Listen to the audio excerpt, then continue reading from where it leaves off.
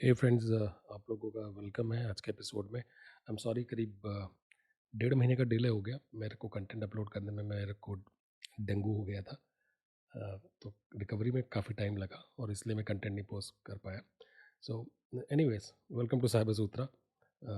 तो जिस तरह से मैं ये पॉडकास्ट बना रहा हूँ, मेरा आइडिया इस बड़ा सिंपल है कि आप साइबर सिक्योरिटी के कॉन्सेप्ट को एक्सप्लोर करें और साथ ही साथ मंथ में 1-2 बार आप कवर कर सको हो क्या रहा है इंडस्ट्री में। और वो एक चीज़ें हो सकती हैं इंसिडेंट्स, यानी कौन से मेजर टाइप के अटैक, हर लाखों अटैक होते हैं हर हर दिन।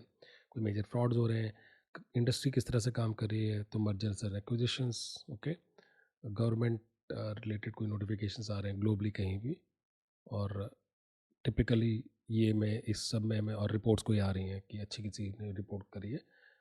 मैं पॉडकास्ट में टिपिकली बहुत डिटेल्स में नहीं जा सकता क्योंकि कॉम्प्लिकेटेड टॉपिक्स होते हैं, और मेरा ऑब्जेक्टिव सिंबल है कि हम भारत के लिए साइबर सिक्योरिटी प्रोफेशनल्स को प्रोड्यूस करें जितने भी हो सकते हैं, मैक्सिमम टू मैक्सिमम। जिस तरह से इसराइल और यूएस लीड करते हैं साइबर सिक्योरिटी इंडस्ट्री में, मैं चाहता हूँ कि हमारा देश ऐसा हो जो इसमें अगले कुछ सालों में लीड करे। ओके, तो आज का हम एपिसोड स्टार्ट करते हैं। जो लोग पहली बार ज्वाइन कर रहे हैं उनके लिए, मेरा नाम प्रशांत मिश्रा है। मैं एक साइबर सिक्योरिटी एक्सपीरियंस हूँ, करीब 20-22 साल से मैं इंडस्ट्री में हूँ। और मैं दुनिया की टॉप साइबर सिक्योरिटीज़ में काम कर चुका हूँ। पहले मैं अपनी थर्ड जॉब में हूँ और अभी भी मैं वर्ल्ड की सबसे जो largest independent cyber security company है उसमें काम करता हूँ। और आप मेरा प्रोफाइल लिंक्डइन पे जाके देख सकते हैं। Okay, with that let's get started. तो सबसे पहले जो मोस्ट इंपॉर्टेंट कैटेगरी होती है वो इंसिडेंट्स है कि दुनिया में किस तरह के इंसिडेंट्स आ रहे हैं, क्योंकि नए टाइप के इंसिडेंट्स होते रहते हैं। उससे हम लेसन्स ले सकते हैं कि हमें क्या नहीं करना या किसके बारे में हमें अवेयरनेस होनी चाहिए इस इंडस्ट्री में। तो सबसे पहले जो आजकल most common category of incident है वो रैंसमवेयर है। तो रैंसमवेयर में मैंने जो नवंबर मंथ के अंदर जो अपडेट देखी, तो अगेन मैं रिकैप कर रहा हूँ कुछ अच्छी इंसिडेंट जिस जो मुझे लगा हमें, या इन्फॉर्मेशन जो हमें पता होनी चाहिए नवंबर के मंथ में जिनकी एक्टिविटी हुई है। क्योंकि मैं दिसंबर फर्स्ट वीक में कंटेंट पोस्ट कर रहा हूँ, तो मेरा आइडिया है कि मैं नवंबर में मेजर इवेंट्स जो हैं उनको कवर कर सकूँ। ओके, तो रैंसमवेयर के बारे में स्पेशली तो एक रिपोर्ट ये आई कि एक ब्लैक बास्टर नाम का गैंग है जो रैंसमवेयर फोकस्ड एक्टिविटी करते हैं। उन्होंने करीब पिछले 2 सालों के अंदर $100 मिलियन, $100 मिलियन उन्होंने रैंसम में कमाया है। ओके, तो ये जो रिपोर्ट है इसमें ये भी डिटेल्स हैं कि इन लोगों ने करीब 329 ऑर्गेनाइजेशंस को टारगेट किया अपने रैंसमवेयर से। और रिपोर्ट में ये जो डेटा है ये कैसे आया है, जो ब्लॉकचेन के थ्रू या क्रिप्टो कंपनीज जो इन्वॉल्व होती हैं उनके थ्रू उन्होंने डेटा कुछ कलेक्ट किया। अब क्या है कि सारा डेटा नहीं निकाल सकते, क्योंकि आमतौर पे क्या होता है जब रैंसमवेयर का अटैक होता है तो वो जो पेमेंट लेते हैं वो करेंसी, क्रिप्टो करेंसी भी लेते हैं और कुछ एक्सचेंजेस के थ्रू लेते हैं, और उसके बाद कुछ मिक्सर्स यूज़ करते हैं, क्रिप्टो मिक्सर्स, जिससे आप क्रिप्टो ट्रांजैक्शंस में जो वॉलेट यूज़ हुए हैं उनको आप ट्रैक नहीं कर सके। तो जितना ये लोग ट्रैक कर पाए उतना डेटा तो दे दिया, मगर आई एम श्योर ये डेटा कम है। 100 मिलियन कुछ भी नहीं है इन लोगों के लिए। इन लोगों ने बहुत ज़्यादा अटैक किए हैं। और वो इंसिडेंट जो रिपोर्ट हुए, बहुत सारे होते हैं जो रिपोर्ट ही नहीं होते। लोग शर्म के बारे नहीं कर पाते, करते report. Private citizen specially, companies तो फिर भी कर देंगे क्योंकि फ़ाइन के डर से, डिपेंडिंग ऑन किस कंट्री में। यूएस में फॉर एग्जांपल फाइन्स है। जो प्राइवेट सिटीजन्स हैं वो लोग अवॉइड करेंगे।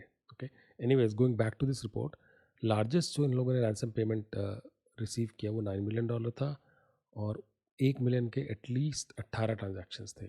ओके, और एवरेज रैंसम पेमेंट $1.2 मिलियन का है।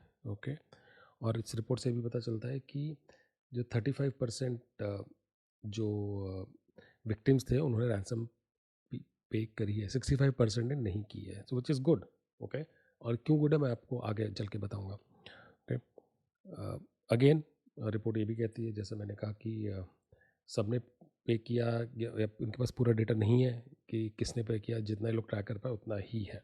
ओके, उसके अलावा रैंसमवेयर के कुछ नंबर्स एक रिपोर्ट्स आए हैं। तो रैंसमवेयर एसेंशली क्या है कि अ, मैंने, क्योंकि ये रिपोर्ट नवंबर में आई है, इस रिपोर्ट के अंदर डेटा अक्टूबर का सारा था, तो इस रिपोर्ट के अकॉर्डिंगली अक्टूबर के अंदर डिप हुआ है थोड़ा सा नंबर ऑफ रैंसमवेयर का इंसिडेंट्स। तो रैंसमवेयर गैंग ने करीब 243 विक्टिम्स को का डेटा एक्सटॉर्शन साइट्स पे डाला, जो कि कम है सितंबर से, जहाँ पे 455 विक्टिम्स का डेटा था, और फरवरी से सबसे कम है। तो लास्ट ईयर था ज़्यादा, मतलब लास्ट ईयर से मेरा मतलब है कि जनवरी से लेके अक्टूबर तक जो भी डेटा एनालिसिस हुआ है। ओके, तो अगर आप डिटेल्स में देखना चाहें तो ये सबसे कम है। ओके, अगर आप यहाँ पे अगर आप स्पॉटिफाई पे देख रहे हैं या सुन रहे हैं, तो मैं कुछ रिपोर्ट शेयर कर रहा हूँ जिसमें मैं बार ग्राफ दिखा रहा हूँ। यूट्यूब पे और स्पॉटिफाई वीडियो पे ये डेटा अवेलेबल होगा। ओके, उसके बाद तीसरी चीज़ पे चलते हैं कि रैंसमवेयर एक स्पेसिफिक इंसिडेंट हुआ है, ऑल्दो बहुत होते हैं। अगेन आई एम री एम्फसाइजिंग, मैं जो क्रिटिकल कवर कर रहा हूँ, स्लोवेनिया नाम की कंट्री में उनका जो लार्जेस्ट पावर प्रोवाइडर है एचएससी, उनके ऊपर रैंसमवेयर हुआ है। तो ये जो कंपनी है ये करीब 60% डोमेस्टिक प्रोडक्शन करती है इलेक्ट्रिसिटी का, जो कि क्रिटिकल इंफ्रास्ट्रक्चर होता है। क्रिटिकल इंफ्रास्ट्रक्चर नहीं जिसके बिना हमारी रोज़मर्रा की एक्टिविटी का नहीं चल सकती, ज़रूरतें पूरी नहीं हो सकती। और एचएससी में जब रैंसमवेयर अटैक हुआ तो उनके सिस्टम अनयूजेबल हो गए, फाइल्स एनक्रिप्ट हो गई। कंपनी ने ज़रूर कहा है कि उनके इलेक्ट्रिकल पावर प्रोडक्शन पे कोई इम्पैक्ट नहीं आया, but I am sure investigation progress में होगी। Now why it is important, because ये लोग चाहते हैं कि वो क्रिटिकल इंफ्रास्ट्रक्चर पे अटैक कर सकें, साइबर क्रिमिनल्स उनको कंपनी से, ताकि वो पैसे एक्सटॉर्ट कर सकें और साथ ही साथ ज़्यादा पैसे कमा सकें। ओके, इसके बाद हम सेकेंड कैटेगरी ऑफ इंसिडेंट्स में चलते हैं, ब्रीचेस। तो प्राइवेट एंटरप्राइजेस की बात करते हैं तो न्यू जर्सी और पेनिसिल्वेनिया के हॉस्पिटल्स यूएस में साइबर अटैक्स हुए हैं। और पर्टिकुलरली एक कैपिटल हेल्थ नाम की एक कंपनी है जो कि रीजनल मेडिकल सेंटर ट्रेंटन में और कैपिटल हेल्थ मेडिकल सेंटर होपल में इनको चलाती है। और उन्होंने बताया कि उनके यहाँ नेटवर्क आउटेजेस हो रहे हैं साइबर सिक्योरिटी इंसिडेंट के। ना उन्होंने ये भी कहा कि हॉस्पिटल्स के अंदर जो इमरजेंसी रूम्स होते हैं ईआर, उनमें वो लोग पेशेंट्स को ध्यान रख रहे हैं, और इमरजेंसी जो सिस्टम्स हैं उनके थ्रू वो काम कर रहे हैं। ओके, कुछ जो इलेक्टिव सर्जरीज थी उनको बाद में की डेट्स के लिए पुश कर दिया गया था, और आउट पेशेंट जो रेडियोलॉजी डिपार्टमेंट में वो अवेलेबल नहीं है उनके आउट पेशेंट्स के लिए। तो एक ये ट्रेंड है कि 2020 कोविड के टाइम से ना हॉस्पिटल्स बहुत ज़्यादा टारगेट किए जा रहे हैं। ओके, क्योंकि उनको पता है कि पेशेंट की जान बड़ी क्रिटिकल होती है। तो साइबर क्रिमिनल्स इस तरह के जो ऑर्गेनाइजेशन से उनके पीछे आते हैं। ओके, और ये पहले इंसिडेंट बहुत हो चुके हैं हॉस्पिटल्स की, नॉन स्टॉप न्यूज़ है। लास्ट ईयर भी मैं जब एनालाइज कर रहा था डेटा, तब भी हॉस्पिटल्स या ऐसी मेडिकल की जो फील्ड है उसमें बहुत इंसिडेंट्स होते हैं। ओके, उसके अलावा एक कंपनी है एनएक्सपी सेमीकंडक्टर्स, आप लोगों ने शायद नाम सुना हो। उसकी एक रिपोर्ट आई है। ओके, उन्होंने बताया कि 2 साल से उनकी कंपनी के अंदर कोई साइबर क्रिमिनल से हैकर्स उन्होंने एक्सेस ले रखी थी और वो कुछ एक्टिविटी कर रहे थे। तो जो लोग नहीं जानते, एनएक्सपी यूरोप की सबसे बड़ी सेमीकंडक्टर कंपनी है, और वो वर्ल्ड के 18th लार्जेस्ट चिप मेकर है मार्केट कैप के अकॉर्डिंगली। उनके जो चिप्स हैं आईफोन और एप्पल वॉचेज़ में ही होते हैं। किस लिए? ताकि वो जो नियर फील्ड कम्युनिकेशन होते हैं, जैसे टैग का जो प्रोडक्ट है, टेम्पर डिटेक्शन है, एप्पल का एप्पल पे का जो ऑथेंटिकेशन मैकेनिज्म है उसको सपोर्ट करते हैं। ओके, मेरे उसमें जो थ्रेट एक्टर आया है उसका नाम है किमेरा, जिसका एक और दूसरा नाम है G0114। So by the way हम लोग थ्रेट एक्टर्स के नाम इंडस्ट्री के अंदर उनके हर कंपनी कुछ अपने नाम नेमिंग कन्वेंशन से रख देती है। तो सेम ग्रुप को कोई, जैसे कोई कंपनी जो इसने इन्वेस्टिगेशन करी हो किमेरा कहेगी, कोई एबीसी कह सकती है। तो नेमिंग कन्वेंशन पे कोई फॉर्मेट नहीं है स्टैंडर्ड, मगर इस केस में कैमेरा नाम है थ्रेट एक्टर का। और ये जो इंसिडेंट है ये 2017 लेट से बिगिनिंग ऑफ 2020 रहा। तो इनको पता नहीं चला, रिपोर्ट अब कर रहे हैं ये लोग। ओके, अब ये इसलिए भी हो सकता है कि वहाँ के लॉज के हिसाब से, आई डोंट नो रीजंस क्या है, बट एनीवेज थ्रेट एक्टर ने जो एम्प्लॉय के मेल बॉक्सेज उनको पीरियडिकली एक्सेस करते गए नए, और वो लोग नेटवर्क की ड्राइव्स को भी सर्च कर रहे थे, चिप डिज़ाइंस और कोई और एनएक्सपी की जो इंटेलेक्चुअल प्रॉपर्टी है उसके लिए। ओके, नाउ ये जो ब्रीच तब तक नहीं आया जबकि एक डिफरेंट, उसी कंपनी के डिफरेंट नेटवर्क पे अटैकर्स को पकड़ा गया।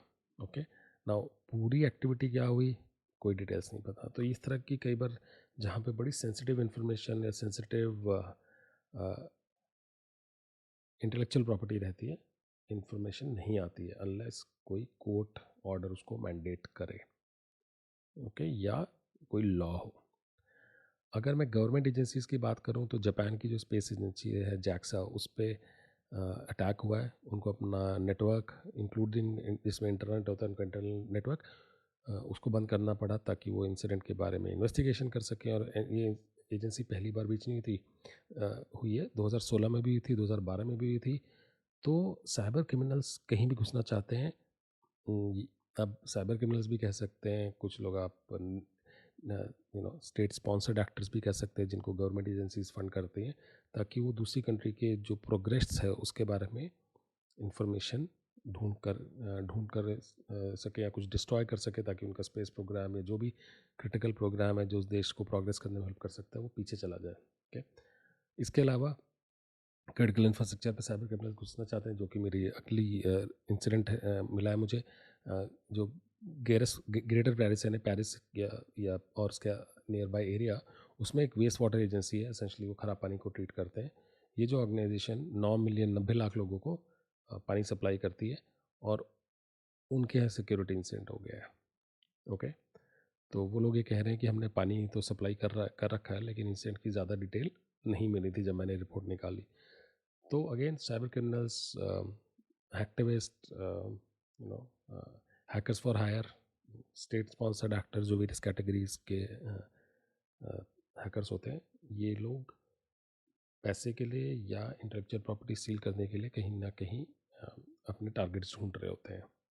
ओके, और कई बार वो टारगेट्स इसलिए भी ढूंढते हैं कि उनकी शायद सप्लाई चेन में, और इसके बारे में इंसिडेंट भी आते रहते हैं। मैंने ये पूरी लाइफ देखा है कि सप्लाई चेन में आप ब्रीच कर लीजिए और आपका टारगेट कोई और है, लेकिन उसकी सप्लाई, लेट्स से उसके एक सप्लायर को आपने ब्रीच कर लिया, तो उस सप्लायर के थ्रू आप अपने टारगेट के ऊपर पहुंच सकते हैं। ओके, उसके अलावा अगर मैं एक्सप्लॉइट्स और वल्नरेबिलिटीज़ की बात करूं तो सीसा ने एक पीएलसी कंपनी है यूनिट्रॉनिक्स, उसके डिवाइस पे कि एक एक्सप्लॉइट के लिए वार्न किया है। ये जो कंपनी है उसका नाम है यूनिट्रॉनिक्स, और ये वाटर यूटिलिटी के सॉफ्टवेयर और हार्डवेयर बनाती है। ओके, तो हैकर्स ने क्या किया, यूनिट्रॉनिक्स विजन सिस्टम नाम का एक पीएलसी है, उसको ब्रीच किया, और उसकी वजह से ये लोग वाटर यूटिलिटी को अटैक कर पाए। ओके, नाउ सिस्टम को तो उन्होंने कंट्रोल ले लिया। इस सिस्टम से वाटर का जो प्रेशर है उसको मॉनिटर किया जाता है, रेगुलेट किया जाता है, लेकिन उससे एंड यूज़र पे क्या इम्पैक्ट आया, ये जो ऑर्गेनाइजेशन है उसने डिनाई कर दिया। ओके, तो they stated there is no risk to water supply और ड्रिंकिंग वाटर। तो ये पहली बार कंपनी ब्रीच नहीं हुई, पहले भी इसमें इनके सॉफ्टवेयर को एक्सप्लॉइट किया जा चुका है, वल्नरेबिलिटीज़ हैं। लेकिन क्या होता है, एचएमआई सिस्टम रिमोट मैनेजमेंट के लिए, आसानी से मैनेज करने के लिए इंटरनेट में बहुत बार एक्सेसिबल होते हैं, बिना किसी ऑथेंटिकेशन के, पासवर्ड के या मल्टी फैक्टर ऑथेंटिकेशन के, ओटीपीज़ के बिना। तो आसान हो जाता है साइबर क्रिमिनल्स के लिए इनको ढूंढना, as long as they know what they are looking for. ठीक है, उसके अलावा जूम की जो हम कोलैबोरेशन या जो डेस्कटॉप शेयरिंग सॉफ्टवेयर है, उसमें एक जूम रूम नाम की सर्विस है, उसमें भी एक एक्सप्लॉइट मिला है, जिसमें कि या वल्नरेबिलिटी मिली है, माय अपॉलॉजीज, वल्नरेबिलिटी मिली है जिससे कि अटैकर्स जूम रूम के जो सर्विस अकाउंट है उसको यूज़ करके उसको एक्सेस कर सकते हैं, और उसको यूज़ करके जिस ऑर्गेनाइजेशन ने वो जूम रूम का अकाउंट बना रखा है उसकी इन्फॉर्मेशन निकाल लेते हैं। ओके, एंड ये इन्फॉर्मेशन क्या हो सकती है, जैसे टीम की चैट हो सकती है, वाइट बोर्ड हो सकता है, और जूम की एप्लीकेशन की डिटेल्स हो सकता है, कॉन्फ़िगरेशन। अब जूम रूम असेंशली क्या अलाउ करता था जूम के अंदर, कि वो टीम मेंबर्स को एक वर्चुअल लोकेशन पे साथ में कोलैबोरेट करके काम करना अलाउ करता है। ठीक है, तो that's on vulnerability and exploit. Mobile specific एक कंपनी है एप्स कुक, जो ऑनलाइन क्लासरूम बेस्ड ऐप है, केरला बेस्ड है ये लोग की जो सॉफ्टवेयर है, ये करीब इंडिया में और श्रीलंका में 600 स्कूल यूज़ करते हैं। इनके यहाँ ब्रीच हो गया है। इनका जो सॉफ्टवेयर था या जो सर्विस जिसके थ्रू प्रोवाइड करते हैं उसके बैकएंड में ना एक डिजिटल ओशन नाम की कंपनी का स्टोरेज थी। वो स्टोरेज प्रॉपर्ली कॉन्फ़िगर्ड नहीं थी, उसमें ऑथेंटिकेशन ओपन था, तो उसकी वजह से बहुत सारा प्राइवेट डेटा बच्चों का चला गया, जिसमें बच्चों के नाम, पेरेंट्स के नाम, बच्चों की फ़ोटोज़, उनके स्कूल के नाम, बर्थ सर्टिफिकेट्स, फ़ीस की रसीदें, exam results, report card, home addresses, phone number से सारी की सारा डेटा। और ये बड़ा सेंसिटिव इन्फॉर्मेशन है। अब साइबर क्रिमिनल्स क्या करेंगे, आमतौर पे वो लोग एक्सटॉर्ट करेंगे, मॉर्फ करेंगे, तो बी केयरफुल। ओके, अगर आपके जो बच्चों के स्कूल हैं वो इस कंपनी का ही सॉफ्टवेयर यूज़ करता है। साइबर वॉरफेयर की बात करते हैं। अब साइबर वॉरफेयर की बात करें तो इस वक्त वॉर जो सबसे ज़्यादा एक्टिव है वो है इसराइल हमास वॉर। और इसमें क्या हो रहा है, साइबर क्रिमिनल्स गाज़ा के जो क्राइसिस है उसको एक्सप्लॉइट कर रहे हैं। तो इन्होंने क्या किया कि फेक चैरिटी ऑर्गेनाइजेशन बनाई, कॉल्ड नॉट बनाई मतलब वर्चुअली बनाई, और उसका नाम है, ये ग्रुप पोस्ट कर रहा है helppalestine.com नाम की, कि मैं इस पर्टिकुलर ऑर्गेनाइजेशन से हूँ और हम पैलेस्टीन की फैमिलीज़ को वाइटल सपोर्ट करना चाहते हैं, बहुत इंपॉर्टेंट है, और क्रिप्टो करेंसी डोनेशन मांग रहे हैं $100 से $5000 तक, और अपने बिटकॉइन, लाइटकॉइन और एथेरियम के एड्रेसेस दे रहे हैं वॉलेट्स के, और ताकि आप जो सपोर्ट करना चाहते हो पैसे दे सकें। अच्छा, क्रेडिबिलिटी बढ़ाने के लिए ये क्या कर रहे हैं, अपने कैंपेन्स के अंदर 3 लिंक्स डाल देते हैं, कोई लिंक डाल देंगे न्यूज़ के जिसमें कि इम्पैक्ट, कॉन्फ्लिक्ट, बच्चों को की फ़ोटोज़ और दिखाने के लिए कि किस तरह से हम बच्चे परेशान हो रहे हैं, उन पे जुल्म किए जा रहे हैं, और इस तरह से पैसे इकट्ठा कर रहे हैं। तो उन्होंने करीब 212 इंडिविजुअल्स को टारगेट किया है 88 ऑर्गेनाइजेशंस के थ्रू, ताकि सिंपैथी का जो इमोशन है उसको यूज़ करके एक्सप्लॉइट कर सकें। और ये पहली बार नहीं हुआ है। मैंने जब इस यूक्रेन और रशिया वाली जो वॉर हुई थी उसमें भी यही हुआ था। ओके, तो ये साइबर क्रिमिनल्स कोई मौका नहीं छोड़ते, कोई इमोशंस नहीं होते इनके अंदर, इनको सिर्फ पैसे कमाने हैं, और उन लोगों ने तब भी यही काम किया था। उसके अलावा इसराइल की जो हायर एजुकेशन और टेक सेक्टर्स हैं उनको टारगेट किया है एक एग्रीएस नाम के एक थ्रेट एक्टर ने। ये ईरान बैक्ड है, और इसमें जनवरी से लेके अक्टूबर तक अटैक्स हो रहे हैं, not just specific to war, but पहले से कर रहा है।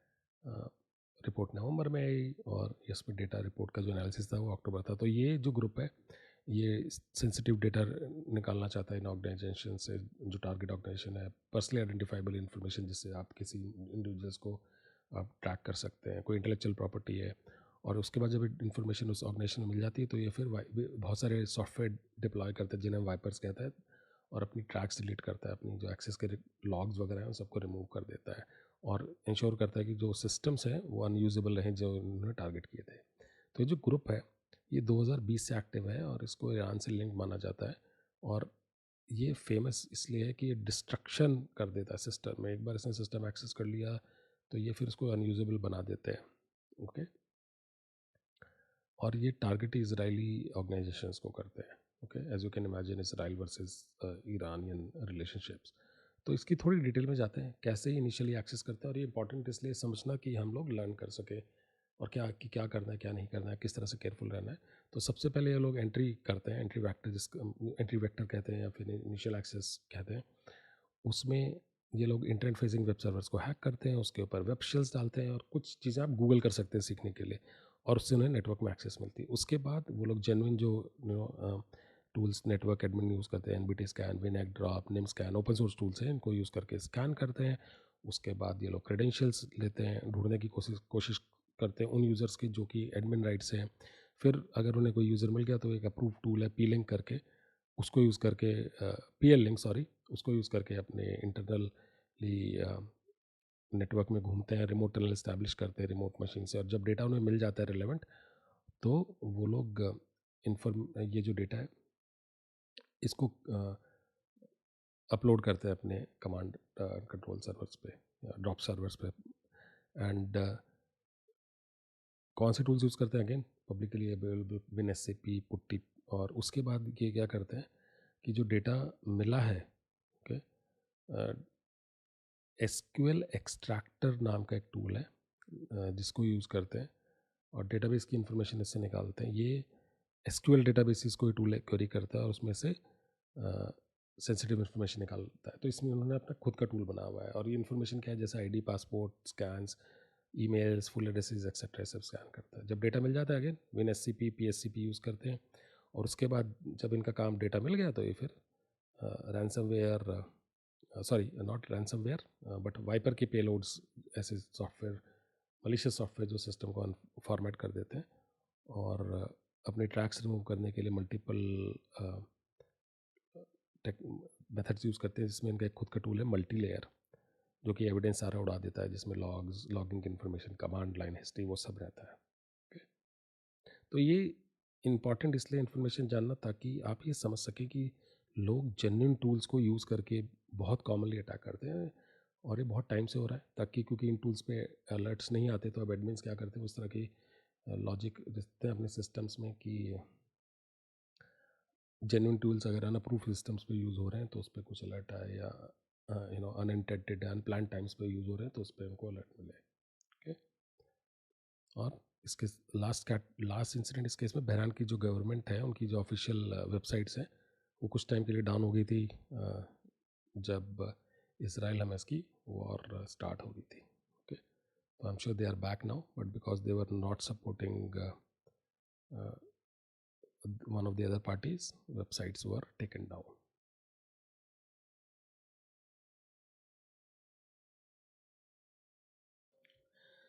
So अब हम देखते हैं कि गवर्नमेंट और उसके अराउंड जो साइबर सिक्योरिटी की एक्टिविटी वो क्या चल रही है।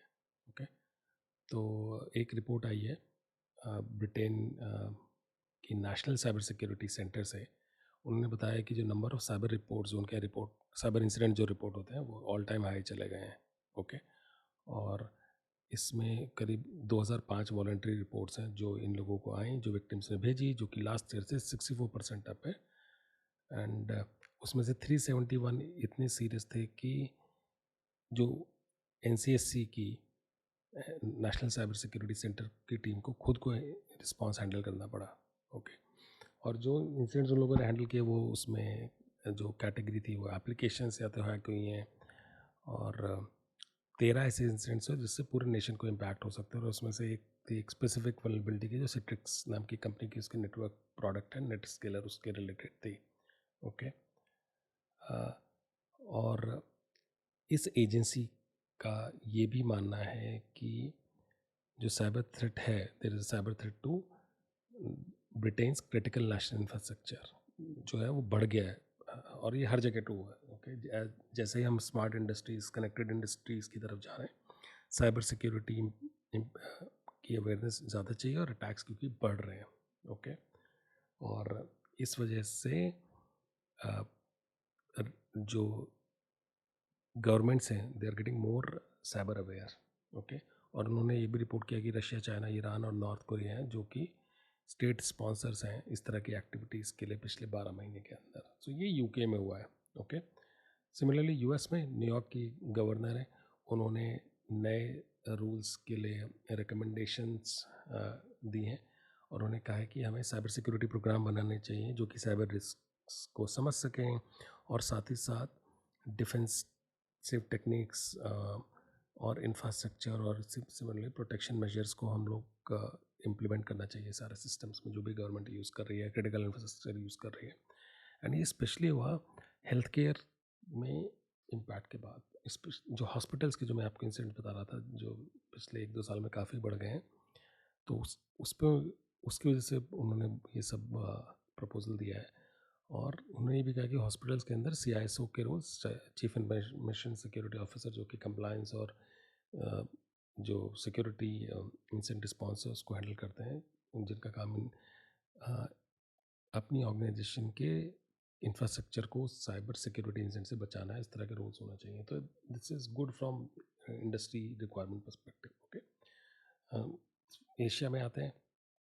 मलेशियन पुलिस ने एक फिशिंग एज ए सर्विस का ऑपरेशन जिसका नाम बुलेट प्रूफ लिंक था उसको डिस्टर्ब किया, उसको बंद कर दिया है। तो जो लोग नहीं जानते फिशिंग एज ए सर्विस, तो फिशिंग एक टाइप का अटैक है जिसके अंदर आपको जो साइबर क्रिमिनल है वो एक ईमेल भेजेगा किसी भी चीज़ के एजेंडा के हिसाब से कंटेंट बना के, जैसे for example free Amazon voucher, उसके लिए आप इस लिंक पे क्लिक करिए और उस लिंक पे जाएंगे, वेबसाइट पे ले जाएगा आमतौर पे, जहाँ पे आपको अपनी जो अमेजोन लुकिंग वेबसाइट होगी, हम जस्ट गिविंग एग्जांपल, ये बैंक्स के लिए भी हो सकता है, किसी भी चीज़ जहाँ से इनकम टैक्स रिटर्न, जहाँ पे पैसे इन्वॉल्व हो सकते हैं, आप इसके लिए आपका एक इमोशन ट्रिगर हो सकता है एसेंशली। तो उस पर आप इन्फॉर्मेशन डालेंगे अपनी पर्सनल, और वो आपके या तो कार्ड की इन्फॉर्मेशन ले लेगा या पर्सनल इन्फॉर्मेशन ले लेगा, आपके पासवर्ड ले सकता है, कोई भी इन्फॉर्मेशन जिसमें उनका इंटरेस्ट हो।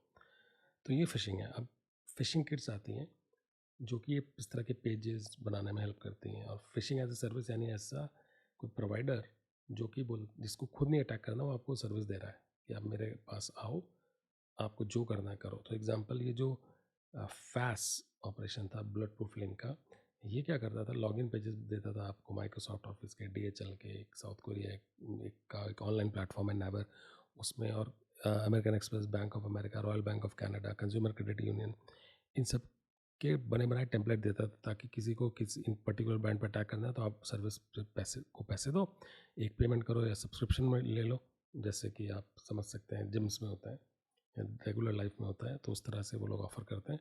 आप करिए, पेज क्रिएट करिए, टेम्पलेट क्रिएट को यूज़ करके, और आप अटैक कर सकते हैं। ठीक है, तो ये सर्विस प्रोवाइडर जो था फैस का, ये थाउजेंड्स ऑफ थ्रेट एक्टर को सर्व कर रहा था और अकाउंट टेक ओवर में हेल्प कर रहा था।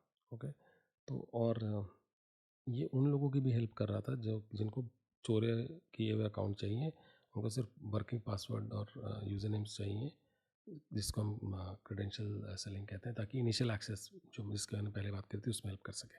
तो होता क्या है, बहुत कॉमन है, ह्यूमंस क्या करते हैं कि सेम पासवर्ड हर जगह रख लेते हैं। ओके, सो फॉर एग्जांपल, एक बंदा हो सकता है अपने ऑफिस लैपटॉप के लिए, ऑफिस लॉगिन के लिए सेम पासवर्ड रख ले, बैंक के भी सेम रख ले, या एक ही पासवर्ड है जो मल्टीपल बैंक्स के लॉगिन में चलता है। तो अगर एक बार किसी साइबर क्रिमिनल को पासवर्ड मिल गया तो वो फिर दूसरी जगह ट्राई करने का कर सकता है, और एक आदमी नहीं करेगा। आपको लग रहा हो क्यों कह रहे हम तो ऐसा नहीं करते, मगर बहुत लोग करते हैं ऐसा, क्योंकि पासवर्ड रखना, कॉम्प्लिकेटेड पासवर्ड लोग बना नहीं पाते हैं, और पासवर्ड रखना भी, याद रखना भी मुश्किल होता है, तो वो बना के सेव कर लेते हैं अपने सिस्टम के अंदर। तो एनीवेज, तो मलेशिया की पुलिस ने वहाँ के सर्वर, कंप्यूटर्स और ज्वेलरी सीज करी है। कुछ लोग को अरेस्ट भी किया है, और उनको वॉलेट मिला है क्रिप्टो करेंसी, जिसमें करीब 1 मिलियन मलेशियन रिंगिट है, जिसकी value around USD two 213,000 dollars है।